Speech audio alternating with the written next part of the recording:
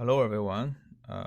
Usually Hirota just update his latest Theta Z1 stitcher, and a new feature called DNG Stitching is added. But he insists that this feature is not recommended, although DNG Stitch is a feature that was wanted by many people, but he does not recommend us to use this workflow. In this video, I will show you why. In when I used Measphere converter, there's also DNG stitching, and I also found that there's some problems when you apply DNG stitching workflow on your mobile phone. Today I will going to show you why.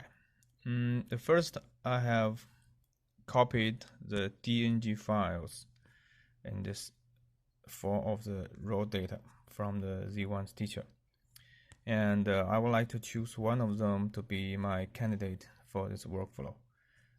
So I think this one is good, and click on share and choose to share to this one stitch. This is Theta Z1 stitcher. Click on stitch, and now this raw mode experimental is enabled. Preview color is not corrected. So this photo you are seeing, the color is not right, but this is only a preview version, and the color does not correspond to the final result. So you can just fine-tune the raw pitch and roll, and you don't have to worry about the color because the color won't change. Only for the preview version, the color is not that correct. But just bear in mind the correct raw pitch and roll, and when you export, the color will be okay. So normally there is a grid, right? There's a grid to show you the horizontal line and the 3 vertical line, and this is a vertical line, and the windows are all parallel vertical lines. So you tune the vertical lines until you get a correct horizontal.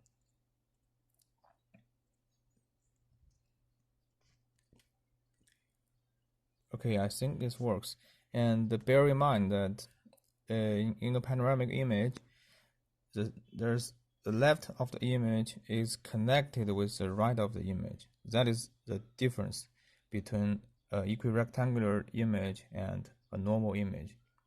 For the panorama, there's 360 degrees of point of view, so the left and the right is connected. So we'll demonstrate the DNG workflow step by step.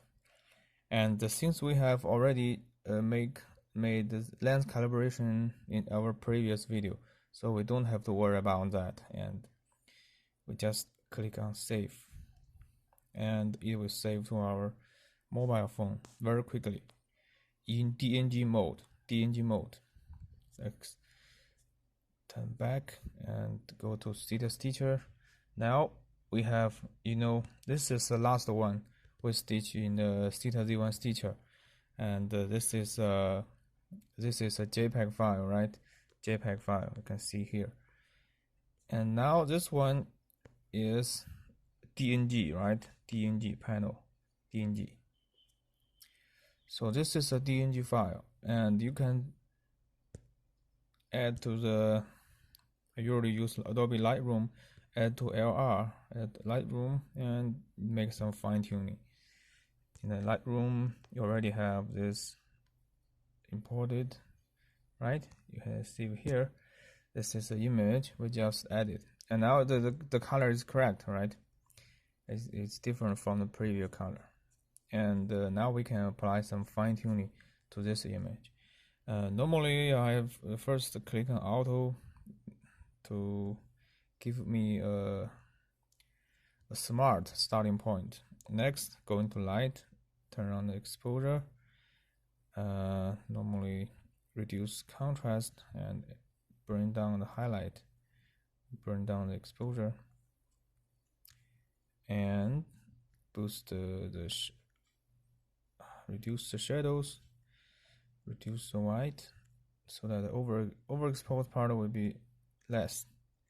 And to make the image pop out, you already reduce the black. Okay, and the color temperature is a little bit too warm, and I remember that the wall and the table is all white, so I normally choose this one as. And in this situation, I have recovered the precise white balance, but it is a little bit too cold, so I will bring back a temperature a little bit.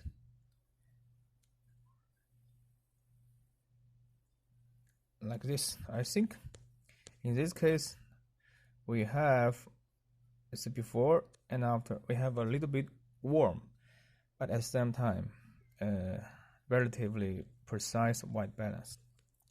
Yes, that is my criteria for the white balance in my photos. Okay, and add a little bit of vibrance and reduce saturation a little bit.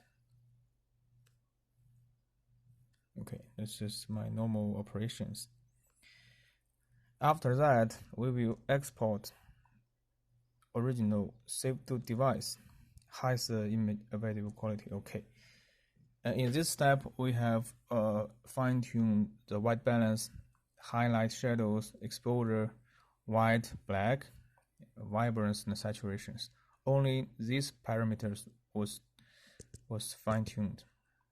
Then normally looks quite good, but sometimes we want to do even better, because for the details, the noise, we would like to sharpen the image with a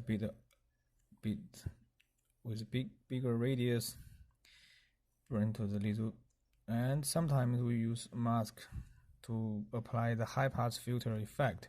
And if you are shooting with a very high ISO, such as ISO 1600 or 6400, you might need the noise reduction. In this case, I use ISO 80, so I don't have to use noise reduction. But for demonstration purposes, I will show you what is the problem with the DNG workflow. So after that, we will export once again. Save to device. Okay. I will compare before and after. You know, there's two photos we have exported from Lightroom. The one is some basic fine-tuning about the light and color. The second one, the sharpening, the noise reduction was applied to the image. So difference between the first one and the second one is sharpening and noise reduction. Okay, so back to our image folder in Adobe Lightroom. Now we have side by side two photos.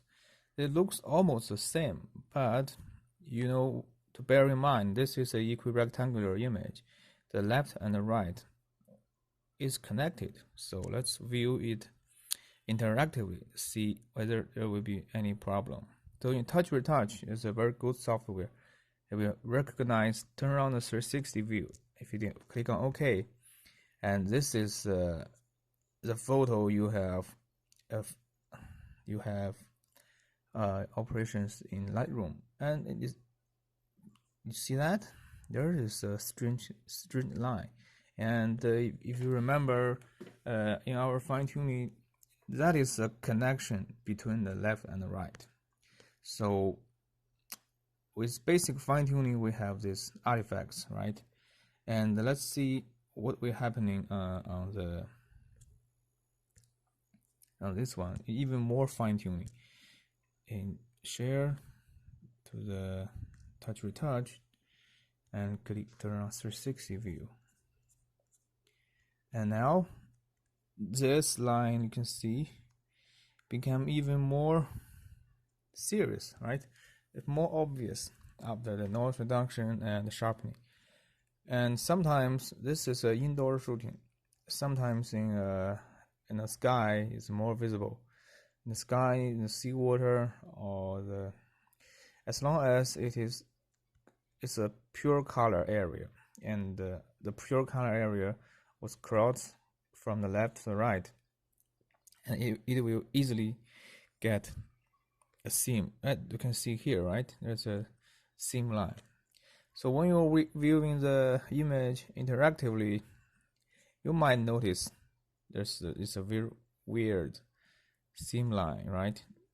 If you look closer, there's seam line from the top to the bottom, because in the rectangular image, it just you can see that on the right side, on the left side, the connection area, there will be a seam line after the fine-tuning.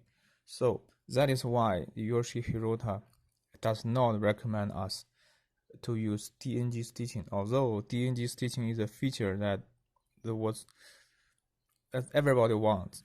But I still insist that I totally agree with Yoshi Hirota. This feature is a good feature, but currently the software is not that compatible with equirectangular editing. So for the fine-tuning, there's always something that is wrong. Always something wrong with the seam line. So that's why this is a good feature, but it just does not work well with our current post-processing software. But I think in the future, we will definitely overcome this problem, and DNG stitching will be even better in the future. So for the workflow, you can see that in my slides, you can see my slides. There is here. So in my workflow, you have seen. Let's see it once again. The Z1 DNG mobile workflow. So that's why I put out this mobile workflow. So first, we should fine-tuning in Adobe Photoshop Lightroom without stitch. So after see the DNG transfer, and we do the post-processing as soon as possible. And after the fine-tuning, we do the stitch in the Z1 stitcher. And after that, make a nadir patch and post to the Facebook. So after stitching, normally we have limitations in post-processing operations. We cannot apply the sharpening or noise reduction because it will create a very weird seam line.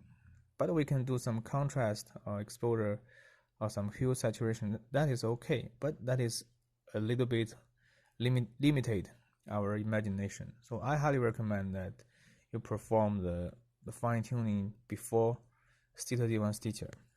Yes, so shoot, copy, fine-tuning, stitch, nadir patch, and post to the Facebook, and that's it. That is the best workflow at this moment.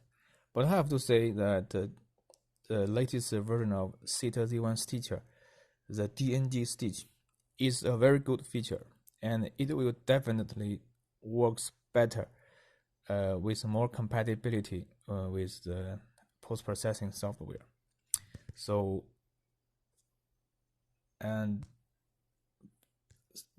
for here, I think you will know the why Yoshi Hirota does not recommend us to use the pure DNG stitch.